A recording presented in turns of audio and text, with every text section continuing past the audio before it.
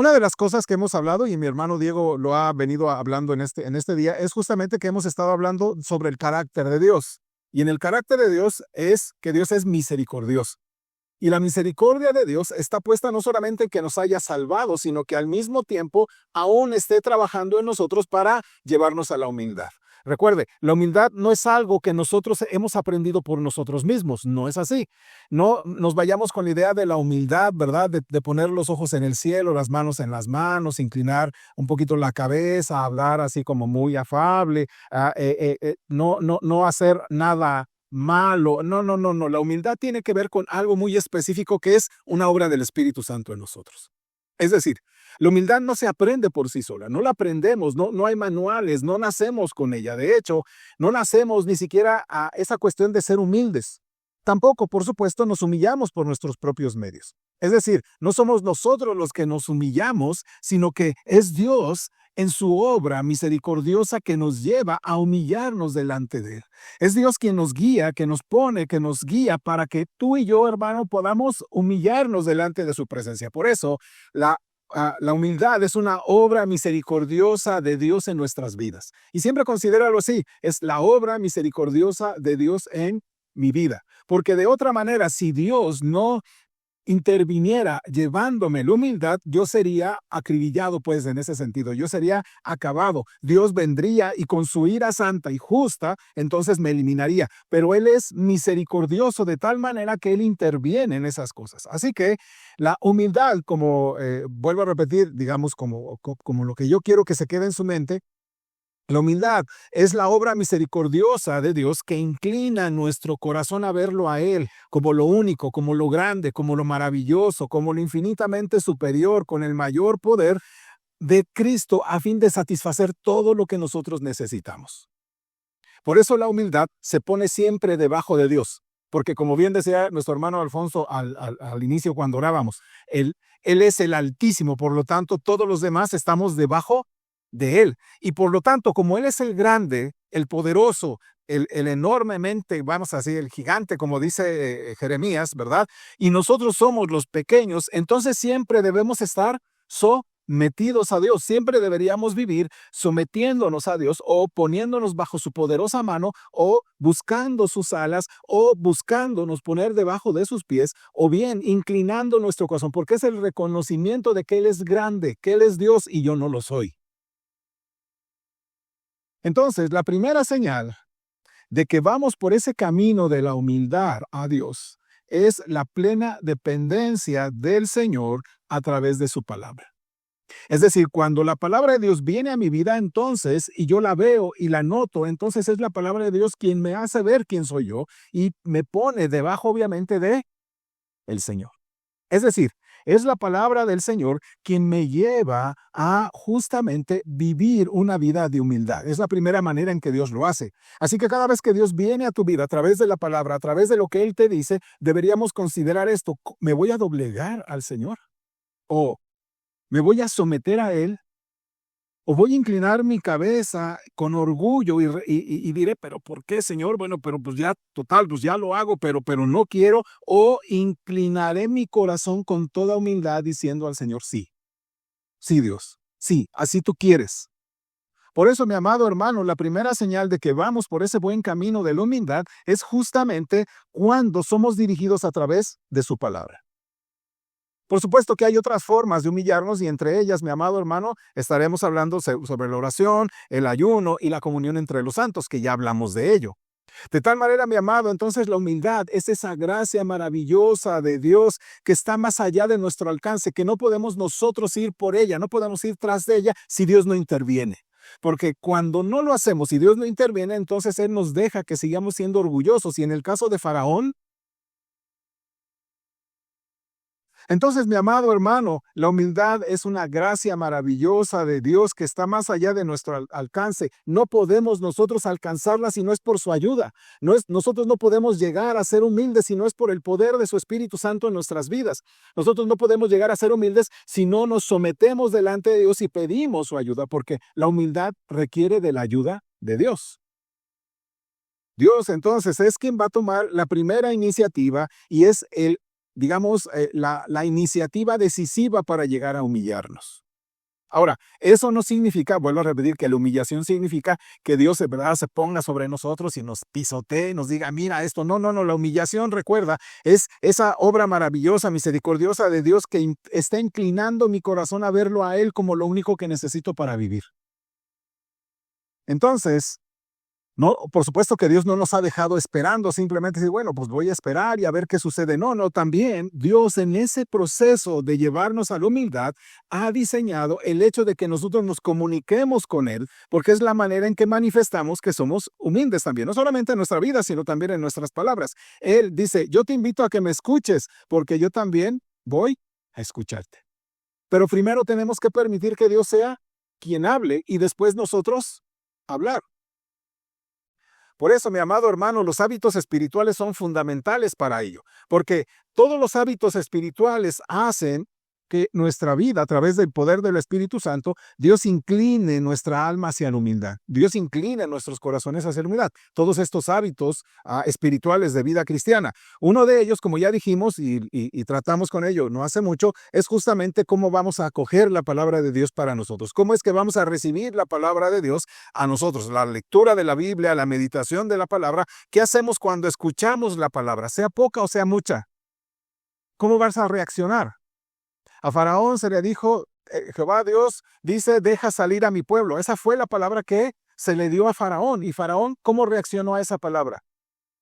¿Quién es Jehová para que yo lo obedezca? Y a partir de ahí entonces Faraón se hace constantemente un enemigo de Dios y Dios constantemente va a su palabra, pero lo que va a hacer en Faraón es esa cuestión de endurecer el corazón para que la obra de Dios se vea magnificada en el gran poder que va a ser para sacar y liberar a Israel de Egipto y que obviamente es justamente lo que el Señor quiere para nosotros. Es decir, lo que Dios quiere es que tú y yo vayamos en humildad a través de lo que Dios nos habla. Y sin embargo, mi amado hermano, existe la otra parte, la otra cara, el otro extremo, que sería pedir su ayuda en oración. ¿Cuántos de los que estamos aquí, cuántos de los que nos pueden ver o nos pueden escuchar, la pregunta sería, ¿cuántas veces estás orando? ¿O eres un orador, en el sentido de orar al Señor, constante? ¿O somos oradores fluctuantes? ¿Somos oradores por necesidad o oradores por cuestiones de santidad y de vida, por una cuestión de que es nuestra, vamos a decir, mi necesidad de orar todo el tiempo o simplemente necesito orar por situaciones que debe haber en mi vida? Es que me está yendo mal, es que no puedo resolver, es que necesito esto, entonces es lo único. Y cuando pasa, como que ya disminuye eso, como que ya es, digamos, a veces creo que para muchos Dios es como el bombero de su vida. ¿Qué sucede con los bomberos?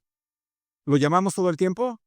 No, simplemente lo llamamos cuando la casa se está quemando, ¿no? Y entonces muchos parece ser que es así como funcionan. Cuando su vida está en problemas, cuando la casa se está quemando, entonces oran.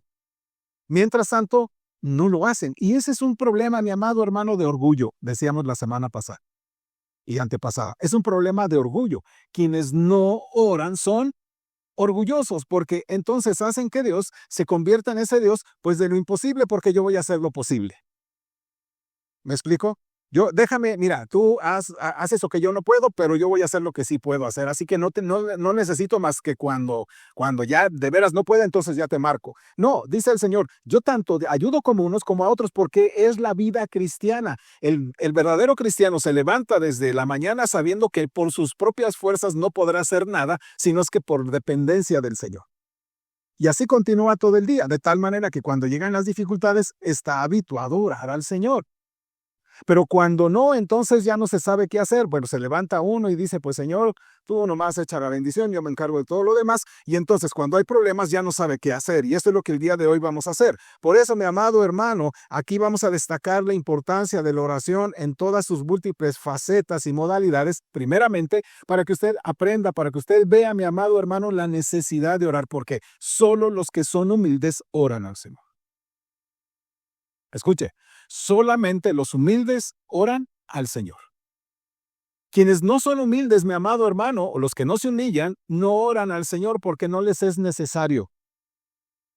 Y vamos a ver algunas cuestiones. Ahora, ¿Por qué es importante orar, mi amado hermano, como expresión de humildad al Señor? Voy a dar algunas cuestiones para que usted lo considere y a lo mejor me está diciendo, hermano, ya lleva mucho tiempo hablando, no hemos ido a la Biblia, no me quiero dormir.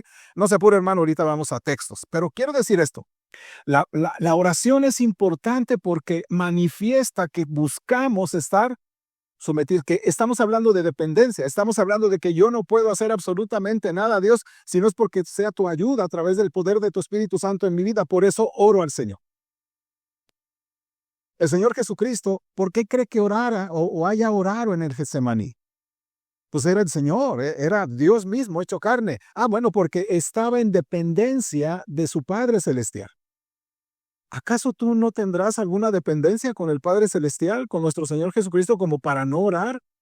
¿Sabe, mi amado hermano, el Señor Jesucristo nos da ese ejemplo de oraciones siempre? Él está siempre orando. ¿Lo ha visto? ¿Ha visto que el Señor constantemente está orando desde un inicio, desde muy temprano en la mañana, dice, o bien se queda muy noche y después va por los discípulos allá donde estaban en ese mar? Pero el Señor constantemente está haciendo eso. Cuando llegan los problemas realmente fuertes del momento de su muerte, el Señor Jesucristo está habituado a hacerlo. No es de repente decir, bueno, ¿y ahora qué hago? Y empiezo a orar cualquier cosa. No, el Señor, fíjese, tan habituado estaba el Señor en oración, en dependencia al Padre Celestial, que cuando llega el tiempo así fuerte, difícil, lo que va a orar es esto, que se haga tu voluntad y no la mía. Padre, si es posible, empieza a hablar él con esas cuestiones de las posibilidades en cierto sentido, pero sabiendo la voluntad del Padre, entonces dice, no se haga mi voluntad sino la tuya. Y entonces aquí encontramos que este hilo conductor de la oración en nuestro Señor Jesucristo debería ser la manera en que tú y yo deberíamos vivir. Por eso, mi amado hermano, en la oración manifestamos humildad porque nos acercamos al Señor como niños dependientes, como niños que reconocen su pequeñez frente a su grandeza. Por eso la oración solamente la hacen los humildes, porque ahí justamente inclinamos nuestro corazón a la búsqueda de la satisfacción del Señor por su superioridad, por su poder, por su fuerza, por su amor, porque nosotros la necesitamos.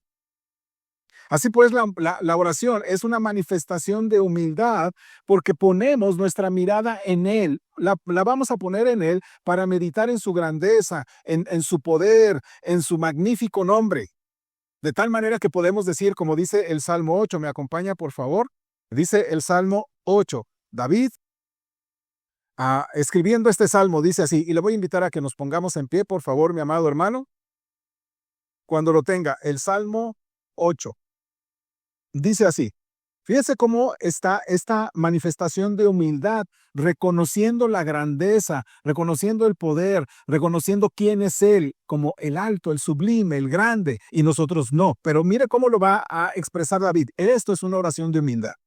Salmo 8 dice así, Oh Jehová, Señor nuestro, cuán glorioso es tu nombre en toda la tierra. Has puesto tu gloria sobre los cielos. De la boca de los niños y de los que maman, fundaste la fortaleza a causa de tus enemigos, para hacer callar al enemigo y al vengativo. Cuando veo tus cielos, obra de tus dedos, la luna y las estrellas que tú formaste, digo, ¿qué es el hombre para que tengas de él memoria, y el hijo del hombre para que lo visites? Le has hecho poco menor que los ángeles, y lo coronaste de gloria y de honra. Lo hiciste señorear sobre las obras de tus manos, todo lo pusiste debajo de tus pies, ovejas y bueyes, todo ello, y asimismo las bestias del campo, las aves de los cielos y los peces del mar. Todo cuanto pasa por los senderos del mar, oh Jehová, Señor nuestro, cuán grande es tu nombre en toda la tierra. Pueden tomar tu lugar. ¿Notan ustedes cómo manifiesta la humildad David al decir, tú eres el creador, tú eres el grande, tú eres el supremo? Mi amado hermano, manifiesta humildad cuando oras glorificando al Señor. Por eso, mi amado hermano, solamente los humildes orarán de esta manera. Tú eres grande, Señor. Tú eres maravilloso. Tú eres fuerte. Tú eres poderoso. Tú gobiernas. Tú eres grande. Tu nombre en toda la tierra. Tú fundaste. Tú hiciste. Tú nos visitaste. Tú, porque tú eres el grande. Entonces, mi amado hermano, cada vez que usted esté orando al Señor, procure, si es que usted es humilde, pues manifestar esas cosas. El Señor Jesucristo dijo en el modelo del Padre nuestro que estás en los cielos, santificado sea tu nombre. Y entonces, ¿qué es lo que hacemos cuando decimos y pronunciamos esa santificación de nombre? Señor, porque tú eres santo, porque tú eres maravilloso. Reconocemos que Él es grande y nosotros somos pequeños, que nosotros necesitamos de Él. Y cada uno de nosotros en la humildad deberíamos reconocerlo a Él como grande. Por eso, mi amado hermano, solo los humildes que reconocen la grandeza de Dios orarán de esa manera. Pero también en la oración, cada uno va a manifestar esa humildad cuando ponemos o cuando pones tu mirada en ti mismo y ves tus pecados y ves tus fallas y te acercas al Señor y le buscas a Él porque quieres confesar tu pecado, porque sabes que de hecho tú has fallado a Dios, porque entonces estás considerándote a ti tan humilde que Él es el santo y tú has pecado, no has logrado hacer aquello que por obra del Espíritu deberías hacer, sino has sido rebelde y entonces dices, Dios, perdóname. De hecho, la palabra del Señor nos muestra siempre nuestro pecado, nuestros orgullos, nuestro egoísmo, nuestras vidas caóticas y nuestras codicias y nos lleva al arrepentimiento. Entonces, el humilde, ¿qué hace cuando se ve? Él ve todo lo que es Él. ¿Qué hace? Ora al Señor. Se acerca a Él arrepentido y hace confesión. Primera de Juan capítulo 1, por favor, dice lo siguiente.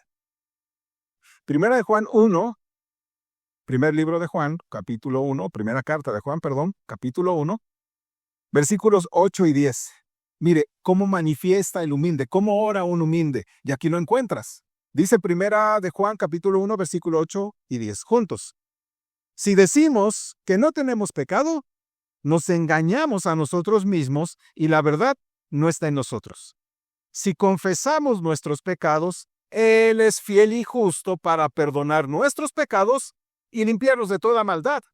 Si decimos que no hemos pecado, le hacemos a Él mentiroso y su palabra no está en nosotros. Mire, el orgulloso nunca va a reconocer su pecado delante de Dios. Siempre dirá, son unas fallas, somos humanos, hombre, Dios ya lo sabe. Bueno, o el más orgulloso, vamos a llamarlo así, ni siquiera, ¿verdad?, asume que eso es pecado. Puede pasar y puede hacer cosas así graves o no tan graves y no le causa ningún problema en el corazón. ¿Me explico? No le causa ningún problema. Ofende a su esposa y dice, bueno, pues se lo merecía también, ¿para qué me anda diciendo? Ese tipo de personas no son humildes, son orgullosos. Escuche esto, mi amado hermano. El humilde, cada vez que se ve su propia condición, lo que va a hacer es acercarse humildemente a Dios y decir, Dios, tú has tenido razón, yo he fallado. Tu palabra tiene razón y yo no he hecho lo que tú dices. Por lo tanto, entonces, Dios mío, perdóname, ayúdame, porque he pecado contra ti. Dios, auxíliame, porque tú sí eres santo, yo no lo soy. Y nota, mi amado hermano, lo que está sucediendo ahí. Estás humillándote delante del Señor, porque solo los humildes oran de esta manera.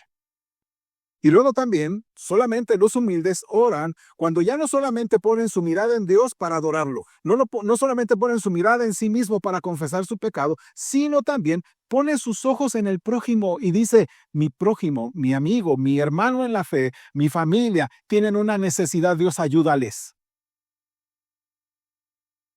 A eso le llamamos intercesión, ¿cierto? Entonces, el humilde que lo que va a hacer, mi amado hermano, es cuando ve necesidades, ¿qué hace? Ora. Normalmente solemos hacer así o podemos decir, ¿no? Hermano Alfonso, lo que se te ofrezca, lo que necesites, ahí estoy para ti. Pero cuando te acercas a ellos por esa necesidad, ¿verdad? Te dicen como a nosotros nos dijeron al principio, ¿verdad? Ay, hermano, disculpe, ¿sí se la creyó? Sí pensó que era cierto, ¿no? Y entonces fíjate, hermano, que el Señor no te está diciendo, bueno, a lo mejor te puedo ayudar. Él dice que te puedes acercar confiadamente en Él, que puedes interceder por otros. Efesios 6:18, por favor, le voy a pedir que se ponga en pie. Cuando lo encuentre, Efesios 6:18, es para provocar reverencia, pero al mismo tiempo para evitar irreverencia cabeceando en nuestros lugares. Efesios 6:18, ¿lo tiene? Dice la Escritura, acompáñeme. Orando en todo tiempo, con toda oración y súplica en el Espíritu, y velando en ello en toda perseverancia y súplica por todos los santos. Pueden tomar su lugar. Notan, en la oración, cuando oramos por otros, cuando intercedemos, dice la última parte, y súplica por todos los santos, implica necesariamente es que yo no puedo hacer nada por mi hermano, pues en el sentido que sí puedo hacer algo, pero en el sentido de que Dios, tú puedes hacer algo mejor que de lo que yo puedo hacer. Por eso el humilde, mi amado hermano, siempre va a orar en dependencia a Dios para que pueda ayudar a otro. Así que, mi amado hermano, seguramente, ¿verdad? El humilde siempre verá alrededor suyo necesidades y estará orando a su Señor, diciendo: Dios, ayuda, por favor, bendice, sálvalo, tráelo a tus pies, ayúdale a ver la luz de tu evangelio, Señor. Ayúdame a mí también para poder ayudarlo económicamente. ¿Por qué? Porque los humildes, mi amado hermano, saben orar al Señor buscando que otro también sea beneficiado. Ya sean los familiares, ya sean tus vecinos que necesitan conversión, necesitan salvación, oramos por ellos. Ya sea que estén afligidos, ya sea que estén enfermos, ya sea que tengan cualquier necesidad, mi amado hermano, debemos orar por ellos, interceder por ellos. El humilde, entonces, ve la aflicción de su prójimo, ve la enfermedad de su prójimo, ve por lo que está pasando el otro y humildemente se acerca al Señor para decirle: mira, Dios, ayúdalo a él. Ayúdalo a él, Dios. Como sea, yo puedo esperar. No sé, voy a hacer un símil. Yo puedo esperar, pero él sí, él necesita salvación. Provéele, Señor, de tu gracia, que tu espíritu le convenza de pecado, de justicia, de Jesús. Dios, ayúdalo a él. Tráelo a tus pies, Dios. Ayúdalo en su enfermedad. Ayúdalo, mi amado hermano, porque el humilde orará siempre así, porque solamente los humildes oran de esa manera. También, en la oración, el humilde va a mostrar su humildad cuando de repente, ¿verdad? O casi todos los días, va a estar mirando su pasado, lo que ha sucedido, y ha visto lo que Dios ha hecho. Y entonces lo que hace es darle gracias a Dios. El humilde solamente es agradecido al Señor y por eso ora. Gracias, Dios, por lo que has hecho por mí. Gracias, Dios, porque a pesar de las dificultades, ahora me tienes aquí, porque estuve enfermo y tú me libraste, porque en el trabajo estaba muy compleja la situación y tú me ayudaste, porque en la familia está pasando. Gracias, Dios, porque solamente el humilde orará de esa manera. ¿Por qué? Porque la acción de gracias, mi amado hermano, solamente puede provenir de un humilde. No hay, en absoluto, yo creo que no hay ningún creyente que no tenga motivos para agradecer al Señor por lo que hace. De hecho, dar gracias a Dios es reconocer con gratitud y con humildad lo que el Dios nuestro ha hecho por nosotros. ¿Me explico? Los orgullosos nunca dan gracias a Dios, y dice el Romano, ¿cierto? Ellos no tomaron en cuenta a Dios, y como no lo tomaron en cuenta a Dios, entonces, pues Dios los ha entregado, ¿verdad? Y hacen cosas malvadas. Pero escuche, el humilde lo que siempre hace es agradecer. Por favor, primera carta del apóstol Pablo a los tesalonicenses, le voy a pedir si nos ponemos en pie. Primera carta del apóstol Pablo a los tesalonicenses, y luego al capítulo 5, y luego Efesios capítulo 5 también. Cuando lo tenga, le pido que nos pongamos en pie. Primera carta del apóstol Pablo a los tesalonicenses, capítulo 5 y Efesios 5:20. Dice primera de Tesalonicenses 5:18. Me acompaña, dice así juntos: Dad gracias en todo, porque esta es la voluntad de Dios para con vosotros en Cristo Jesús. Busca Efesios 5:20. ¿Ya notaron? Dios, su voluntad es que demos gracias en todo. ¿Por qué? Porque reconocemos que quien trajo a nosotros esas misericordias ha sido Él, no nosotros. Efesios 5:20 dice así: dando siempre gracias por todo al Dios y Padre en el nombre de nuestro Señor Jesucristo. Puede tomar su lugar. Es decir, mire, amado hermano, el humilde siempre orará dándole gracias al Señor porque reconoce que todo lo que ha tenido y que ha obtenido viene de la mano de Dios. Entonces, el humilde va a mirar a Dios y lo va a glorificar, le va a reconocer. El humilde se va a ver a sí mismo con sus defectos y sus pecados y buscará al Señor para pedirle perdón. El humilde verá a su prójimo en necesidades y en dificultades y también para salvación y orará al Señor por ellos. El humilde entonces verá lo que pasó y lo que ha sucedido allá atrás de su vida, es decir, en su pasado, y volteará y dará gracias a Dios por eso, y gracias a Dios por aquello otro. Y finalmente también, siempre los humildes cuando oran, ponen también su mirada en la parte que viene adelante, en su futuro, en ese incierto futuro para nosotros. Para el Señor no, pero para nosotros sí. Claro que deberíamos pensar que siempre es cierto, ¿no? Un futuro siempre es cierto en el Señor, pero somos así. A veces carecemos de esa humildad para decir: Dios, tú te vas a encargar. Pero el humilde lo que va a hacer es mirar a su futuro y va a orar. Es decir, Nosotros vamos a poner aquello que necesitamos.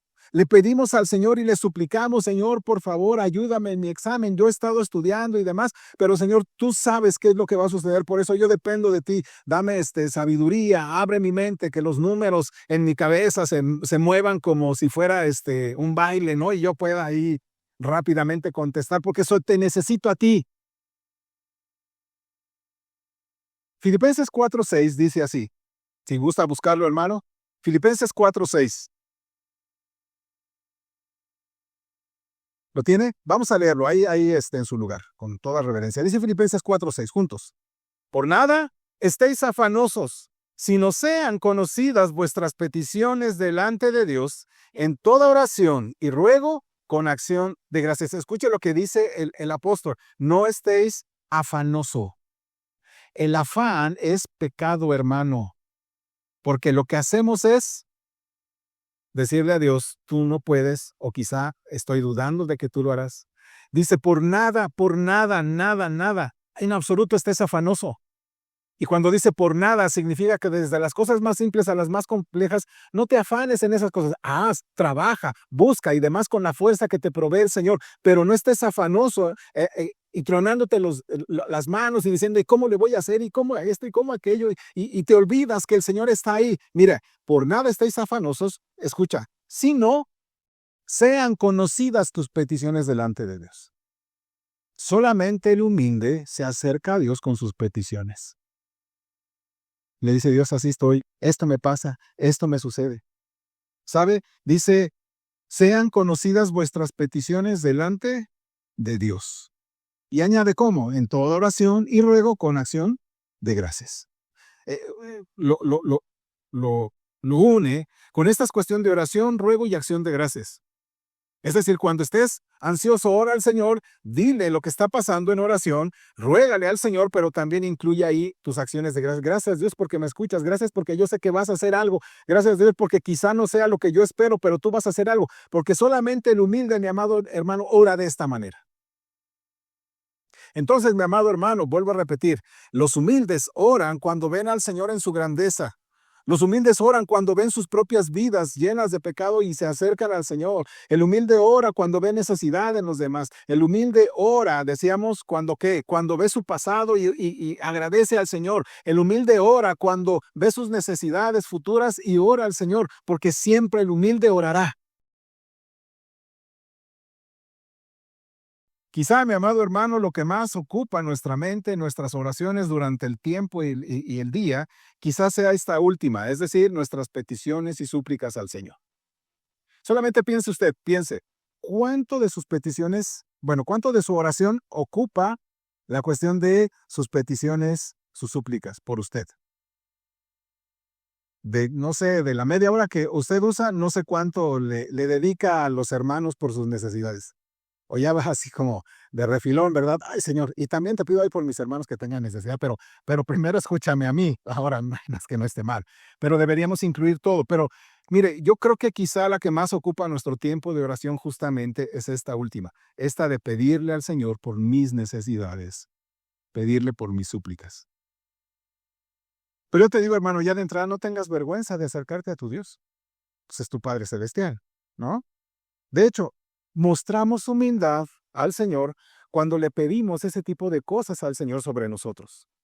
Y aunque toda oración crea en nosotros un sentido general de dependencia a Dios, lo cierto es que cuando nos sentimos especialmente desesperados, cuando nos sentimos especialmente con unas situaciones que están vulnerables en nuestras vidas o situaciones tremendas, entonces cuando suplicamos a Dios, cuando nos acercamos a Él para que Él nos rescate de las amenazas, para que Él nos ayude en nuestras necesidades, para que podamos experimentar una intensidad pues de su ayuda en nuestras necesidades, en nuestros problemas, y vamos al Señor y corremos al Señor.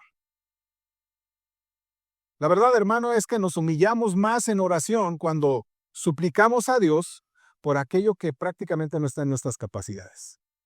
Es cuando más oramos al Señor. Cuando no podemos resolver los problemas, entonces es cuando más le suplicamos al Señor. Y en esa súplica a Dios hay siempre un reconocimiento profundo de quién es Él, de su grandeza, de su poder, de su fuerza.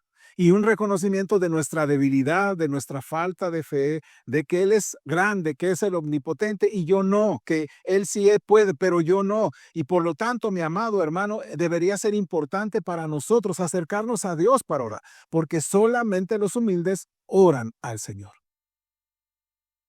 Uno de los ejemplos que me gustaría darle, hermanos, es en el segundo libro de las Crónicas. Uno de los tenores, creo yo, si usted lee el segundo libro de las Crónicas, el tenor de toda la segunda de Crónicas es justamente el tema de autohumillarnos delante del Señor. La autohumillación de todos los personajes aparecen ahí. Algunos no, pero la mayoría de todos ellos sí. Y cómo Dios los va humillando, Dios los guía a que se humillen para hacerles un bien y para que ellos puedan acercarse al Señor.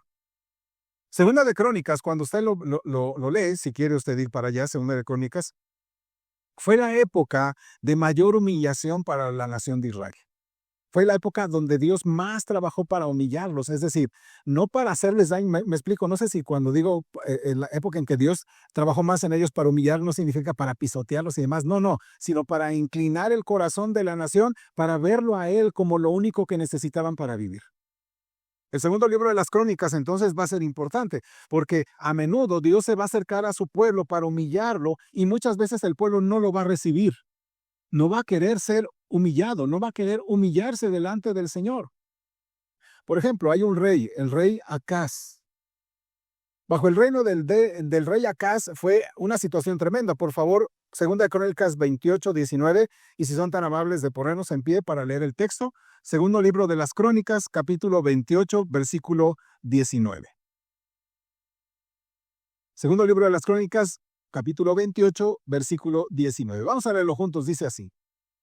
Porque Jehová había humillado a Judá por causa de Acaz, rey de Israel, por cuanto él había actuado desenfrenadamente en Judá y había prevaricado grandemente contra Jehová. Pueden tomar su lugar. ¿Ya notaron? Mire, versículo 19.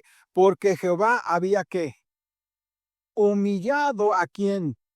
A una nación entera por causa de un hombre, por Acaz.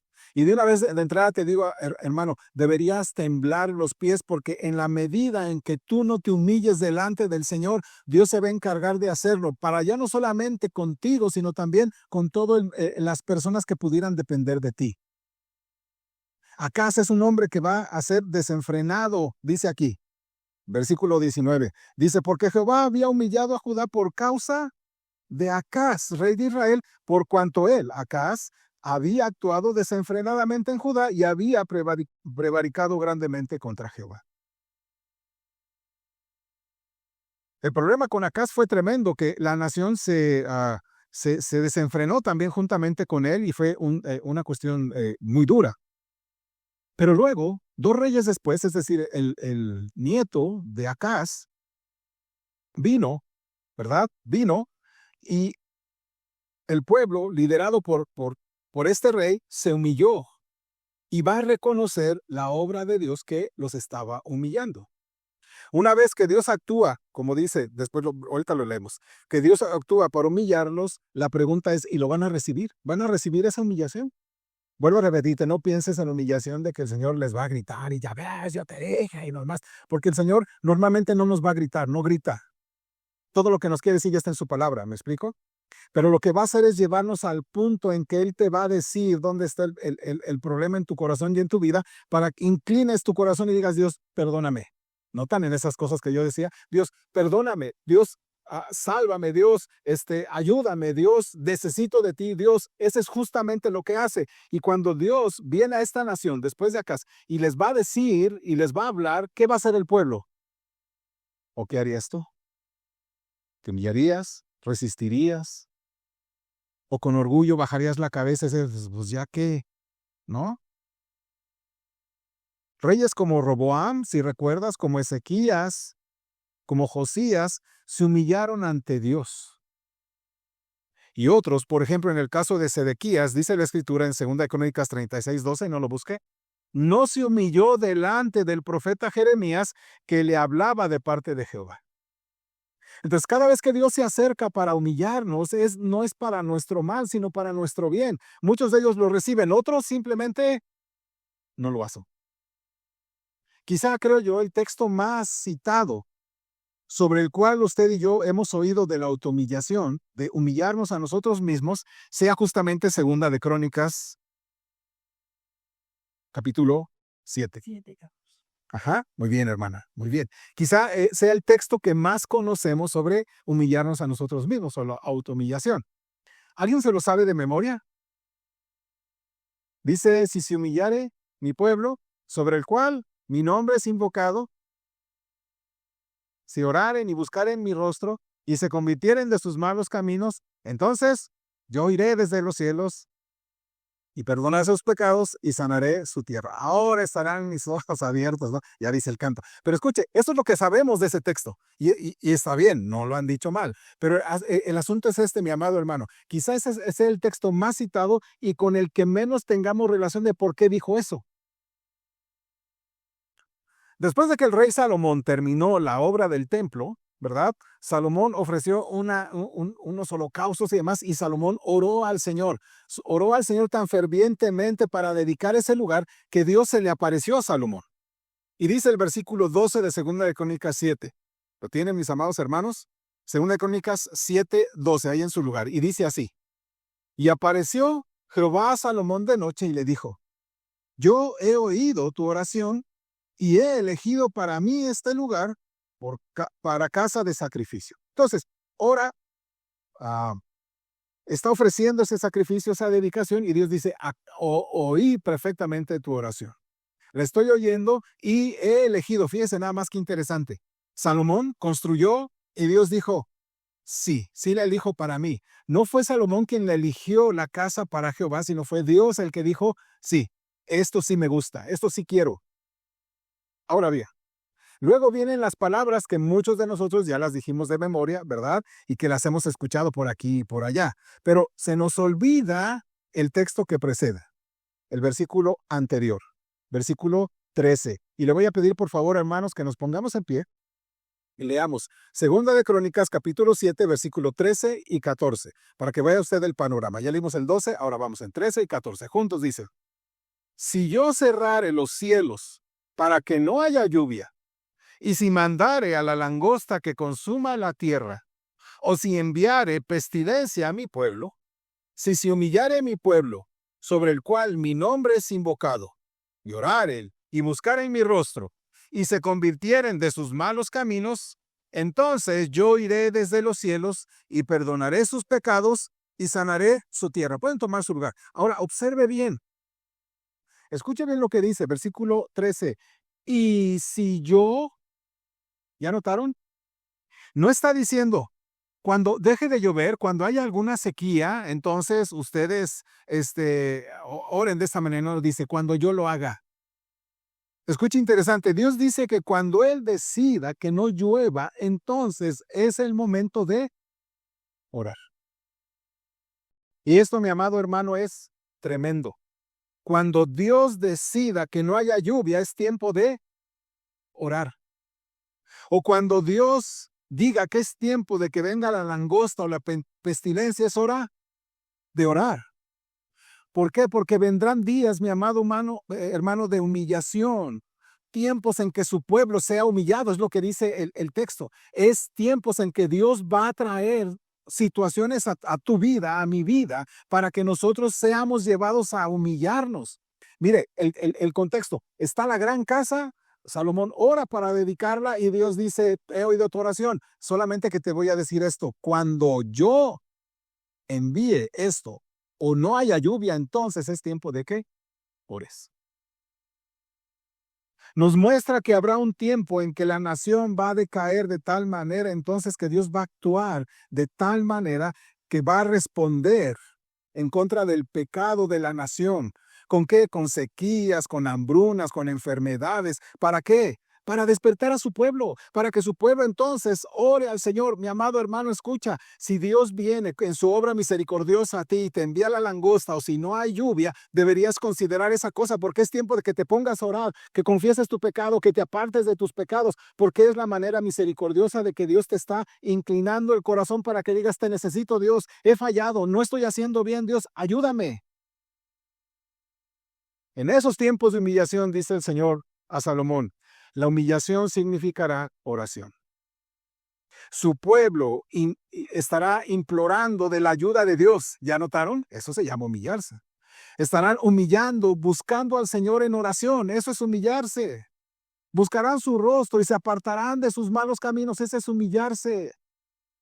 Por eso, mi amado hermano, en momentos como eso, la humillación propia, la autohumillación, exige, por supuesto, abandonar cualquier camino de orgullo en el pecado, cualquier camino de orgullo en nuestras propias vidas, cualquier fuerza nuestra y dejarnos caer en las manos del Señor, porque todas esas cosas, cuando tú las tomas para ti, cuando tú dices, yo sí puedo hacerlo y no me voy a doblegar porque no está haciendo nada malo, y la verdad es que pues el Señor sabe que pues si yo no transo no voy a avanzar, el Señor ya sabe que pues yo estoy enojado y por eso trato así. Cuando tú no dejas esas cosas, mi amado hermano, entonces la sequía, las langostas, las pestilencias son más fuertes. ¿Para qué? Para que Dios siga trabajando en que te humilles. Por eso, mi amado hermano, en los momentos en los que tú ves estas cuestiones, entonces esto exige el camino de la humillación. Que abandones el camino del orgullo, porque el camino del orgullo conduce a la destrucción, a la resistencia de Dios para contigo. Y Dios lo que quiere es que voltees tu rostro y digas, Dios, aquí estoy, perdóname. Por eso, mi amado hermano, quienes están dispuestos a arrodillarse, a buscar el rostro del Señor, a dejar sus malos caminos de manera frontal, desesperada, con esa búsqueda de la ayuda del Señor, es porque ya han aprendido ese hábito de inclinarse incluso en sus mejores momentos. Quien se inclina al Señor y está dispuesto cuando ve esas circunstancias a buscar al Señor, a arrodillarse, a poner su corazón ahí, a clamar al Señor para perdón de sus pecados, es justamente aquellos humildes que han aprendido a hacerlo durante toda su vida. Por eso digo que el que no está acostumbrado a humillarse todo el día, todo el tiempo, en cada momento, cuando lleguen esas dificultades, no lo hará hasta que vea que las dificultades sean muy fuertes, y lo hará solamente por un tiempo. Por ejemplo, la historia del rey Manasés. La historia del rey Manasés nos va a ofrecer una extraordinaria y profunda, digamos, visión de la gracia de Dios y el papel de la oración en la humillación personal. Si usted recuerda, su vida es una vida que caminó en la estrechez. Bueno, no caminó realmente. Caminó, más bien dicho, en la amplitud del orgullo. Y la vía de la estrechez de la humildad la hizo a un lado y no transitó por ella. Y mi amado hermano, veremos en un momento más que en términos generales la humildad es un camino angosto. Es parte del camino angosto. La humildad es parte de ese camino angosto porque es ahí donde aprendes a que las cosas te aprieten y necesitas la ayuda de Dios. En general, Manasés, hijo de Ezequías, es recordado como un rey malvado, ¿no? Tan malo fue, busque Segunda de Reyes, capítulo 24. 21, por favor, 21. Tan malo fue Manasés que su nieto, Josías, a pesar de todas las grandes reformas que hizo Josías y todas aquellas que intentó implementar, no pudo revertir las depravaciones que hizo su abuelo Manasés. Y estamos hablando, digamos, acá de Josías, que hizo un montón de reformas, pero no pudo, en términos generales, revertir esas depravaciones de su abuelo. Y cuando llega a Babilonia para destruir a Jerusalén, Dios dice lo siguiente, no lo busquen, está en 24:3 de Segunda de Reyes. Dice así, ciertamente, cuando vienen los de Babilonia para destruir Jerusalén, ciertamente vino esto contra Judá por mandato de Jehová, para quitarla de su presencia por los pecados de Manasés y por todo lo que él hizo. Entonces, todo lo malo que hizo Manasés se fue pasando a las siguientes generaciones, de tal manera que dice Dios, estás pasando esta situación, ¿sabes por qué? Por lo que hizo alguien. Y mi amado hermano, a mí me hace temblar esto porque cuando yo me equivoco en cuestiones de percepción del Señor, en la búsqueda del Señor, en una vida no acorde a la voluntad de Dios y su palabra, sé que mi siguiente generación se va a desviar del Señor. Por eso, mi amado hermano, mi esposa y yo estamos muy muy enfocados en decir nuestras hijas deben estar arraigadas en el Señor, deben buscar al Señor, deben aprender del Señor, deben estar conscientes del Señor, porque si sé que estoy dando un mal ejemplo en cuanto a la fe, en cuanto al Señor, sé que mis próximas generaciones quizá vayan a desviarse. Yo no quiero que Dios me diga, tu nieto o tu bisnieto está sufriendo en la cárcel por el pecado de su abuelo o su tatarabuelo. Aunque sabemos que no es así, pero en el sentido de que mi pecado le va a caer al otro, no, en el sentido de que yo le enseñé algo que estaba incorrecto. Y se lo transmití a mis hijas y mis hijas a sus hijos y sus hijos a sus hijos. Solamente es cuestión de que vea, mi amado hermano, cuántos creyentes están sufriendo por sus hijos y dicen, Dios, ¿y dónde estás? Pues porque no has sabido ser el padre que el Señor dice que debería ser y buscarlo en humildad al Señor y buscarte y abonarte al Señor. Ahora tus hijos están metidos en problemas, en dificultades, en drogas, en vicios, en blasfemias y los padres están sufriendo porque no supieron hacer lo que deberían hacer en su momento. Aunque la responsabilidad también son de los hijos. Pero mi amado hermano, este hombre, Manasés, hizo que generaciones posteriores a él sufrieran por causa de su pecado. Bueno, el pecado de Manasés fue tan grave que Dios prometió lo siguiente. Ahora sí me ayuda. Nos ponemos de pie, por favor. Segunda Libro de los Reyes, capítulo 21. Y vamos a leer versículo 11 y 12. Escuche, observe bien, ¿eh? Fíjese lo que dice Dios con respecto a Manasés. Segundo Libro de los Reyes, capítulo 21, versículo 11 y 12 juntos. Por cuanto Manasés, rey de Judá, ha hecho estas abominaciones y ha hecho más mal que todo lo que hicieron los amorreos que fueron antes de él, y también ha hecho pecar a Judá con sus ídolos. Por tanto, así ha dicho Jehová, el Dios de Israel. He aquí, yo traigo tal mal sobre Jerusalén y sobre Judá, que al que lo oyere, le reteñirán ambos oídos. Pueden tomar su lugar. ¿Ya notaron? Escucha la sentencia. Voy a hacer tan mal daño a esta nación por causa de ese pecado de Manasés, de no solamente el llevar a la nación completa, sino que lo que voy a hacer con él le va a reteñir o les va a causar ruido en los oídos. ¿Cómo? Pues si el Dios de Israel, ¿cómo les hace eso a su nación? Y dice Dios, todo por un hombre.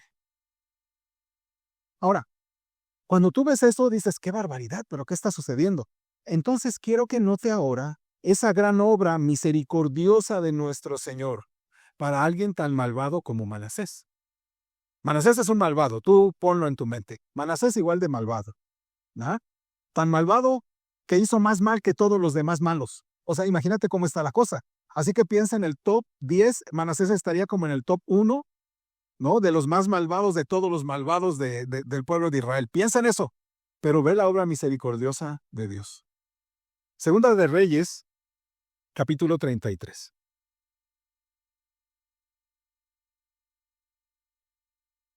Y me ayuda por favor a leer versículo 11 y 13 y también les voy a poder pedir que nos pongamos en pie. Segunda de Reyes, capítulo 33. ¿No hay? Entonces es Segunda de Crónicas. Una disculpa, es Segunda de Crónicas 33, 11 al 13. Ahora, vuelvo a repetir antes de que lo leamos. Piensa en ese top 10 de los más malvados de Israel, Manasés. Ahora, vea la misericordia del Señor. Ayúdeme. Segunda de Reyes 33, 11 al 13 dice así. Y habló Jehová a Manasés y a su pueblo, mas ellos no escucharon.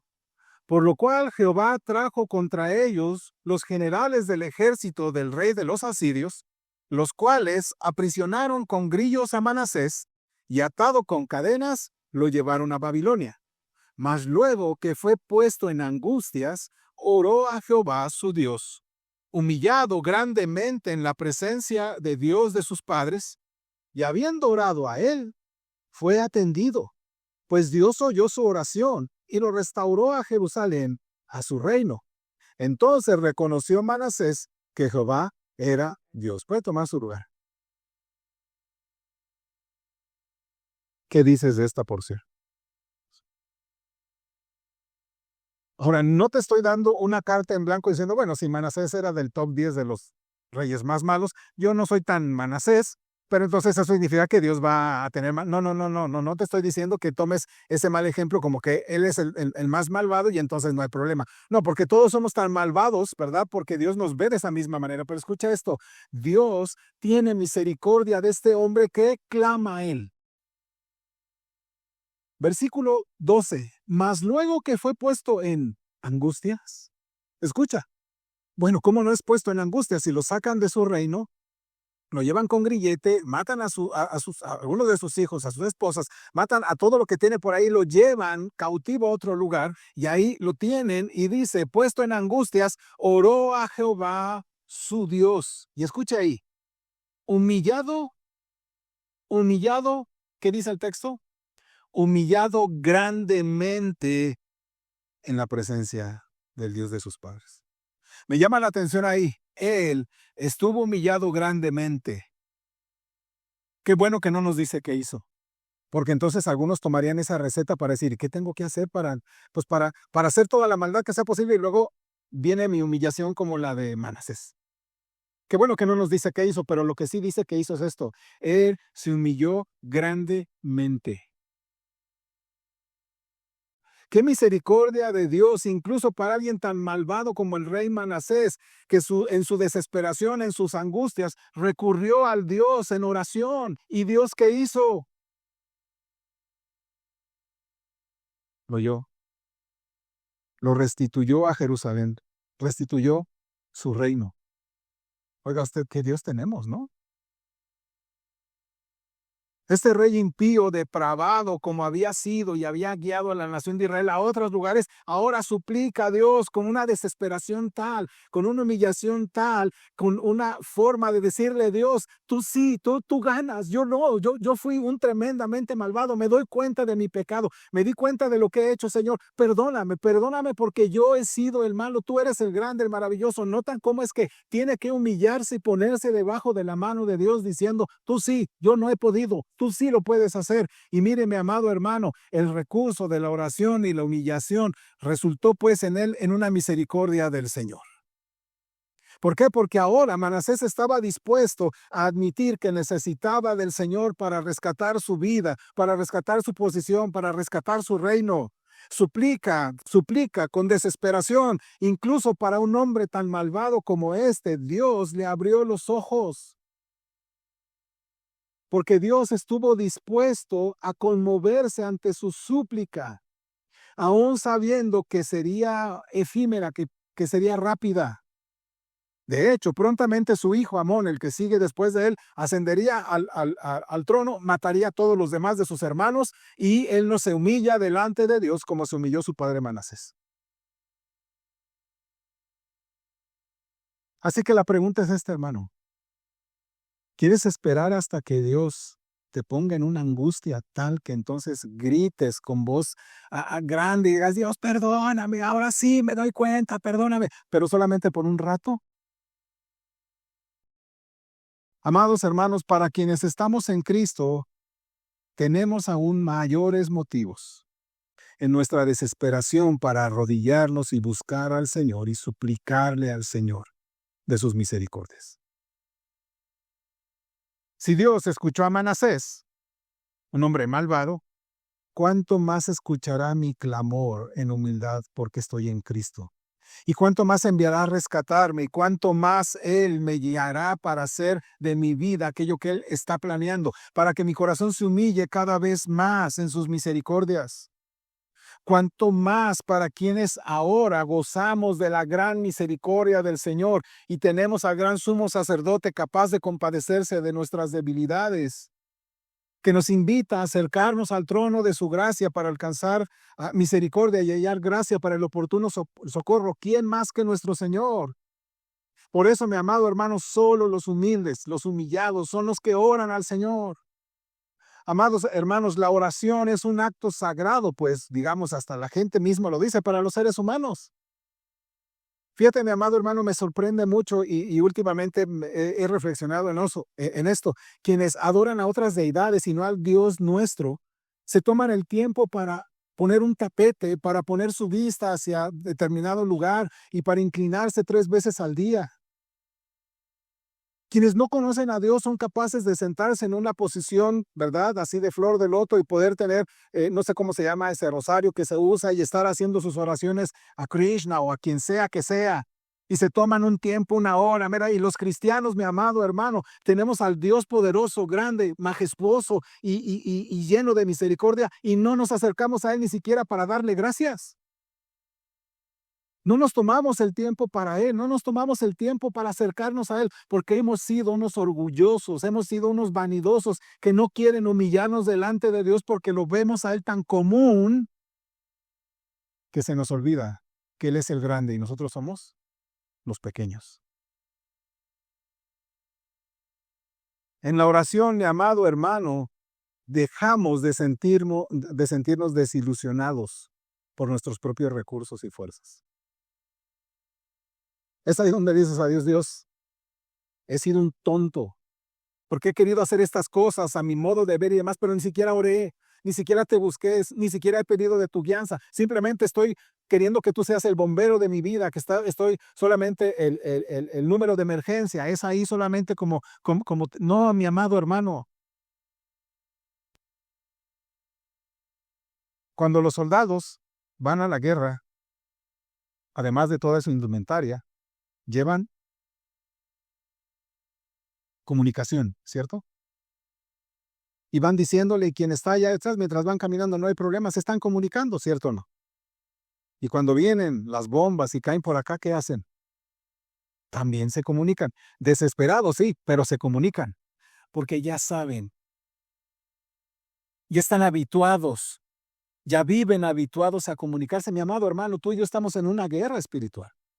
Estamos viviendo en una guerra en este mundo. Y deberíamos estar en la intercomunicación con nuestro general, siempre, todo el tiempo, diciendo, general, estoy aquí, dame las coordenadas, dime por dónde ir, dime qué hay más adelante. Tú que sí tienes, digamos, el dron celestial, ¿no? Que tú sí me puedes decir qué está sucediendo aquí, allá, yo puedo caminar con toda confianza. Y cuando me caigan las bombas, puedo decir, ayuda, tenemos esto, aquí está, esto necesito, porque estamos habituados.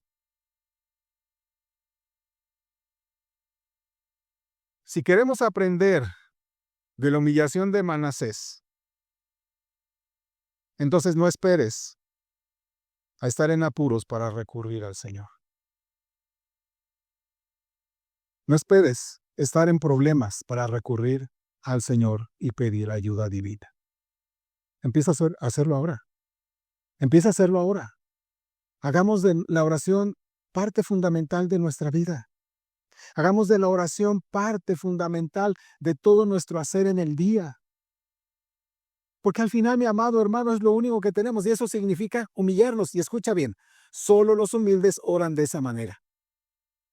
Porque solamente los humildes podrán estar en cualquier circunstancia de felicidad y orarán y estarán en problemas y estarán orando. Porque están habituados a orar. La humildad en los peores momentos surge de la desesperación en la oración en los mejores. Quienes han sabido orar en los mejores momentos sabrán qué decir en los peores. Imagínate ahora ese soldado que no sepa las claves, ¿no? No sé, Alfa 8, ¿no? Cualquiera de eso. Nunca las dice porque pues es que pues no hay nadie, no está pasando nada, pues yo puedo caminar, no tengo ningún problema. Y cuando está en el conflicto no sabe ni qué decir, pues allá ayuda a quien esté del otro lado o quien está por allá, ¿no? Si es que estás del otro lado y me estás escuchando, ayúdame. Podría ser cualquier cosa. Pero quienes están habituados al lenguaje de la palabra y la oración, cuando vienen las dificultades sabrán cómo comunicarse con el Señor. Para quienes nos engañamos creyéndonos fuertes, la oración tiene poco sentido, especialmente como parte importante de nuestras vidas. Pero cuando nos damos cuenta de que somos hombres y mujeres débiles, descubrimos entonces la necesidad de la oración en todo tiempo. Primera de Tesalonicenses 5:17, se lo leo, dice, orad sin cesar. Romanos 12:12 dice así, gozosos en la esperanza, sufridos en la tribulación, constantes en la oración. Dios, mi amado hermano, no se cansa de nuestras súplicas, no cierra sus ojos, no cierra sus oídos, sino que podemos perseverar constantemente en la oración. Colosenses 4:2 dice así: perseverad en la oración, velando en ella con acciones de gracias. No tengamos, mi amado hermano, ningún temor de presentar nuestras peticiones delante del Señor todo el tiempo, en cualquier momento. Filipenses 4:6 dice así: por nada estéis afanosos, sino sean conocidas vuestras peticiones delante de Dios en toda oración y ruego con acción de gracias. Mis amados hermanos, no solo tenemos a Cristo intercediendo por nosotros en los lugares celestiales, sino también tenemos a su Espíritu Santo en nosotros, quien, dice la Escritura, nos ayuda en nuestra debilidad. Pues, ¿qué hemos de pedir como conviene? No sabemos, pero el Espíritu mismo intercede por nosotros con gemidos indecibles. Entonces, mi amado hermano, cuando conocemos nuestra desesperación y la cercanía de nuestro Señor y nuestro ayudador, entonces, ¿cómo no estar entre quienes se deleitan en buscar el rostro del Señor en todo momento?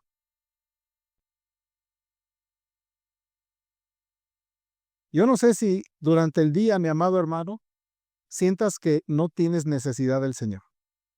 Por eso, ¿verdad? Yo te invito a que estés procurando constantemente mantenerte en contacto con el general, el alto mando, el Dios de los cielos.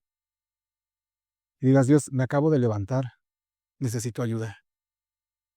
Dios, voy en el camino, Dios, ayúdame, porque necesito ayuda. Dios, no sé qué comprar, pero ayúdame, Señor. Y constantemente, pero cuando ya estás en las dificultades, entonces puedes gritar ahí, ¿verdad?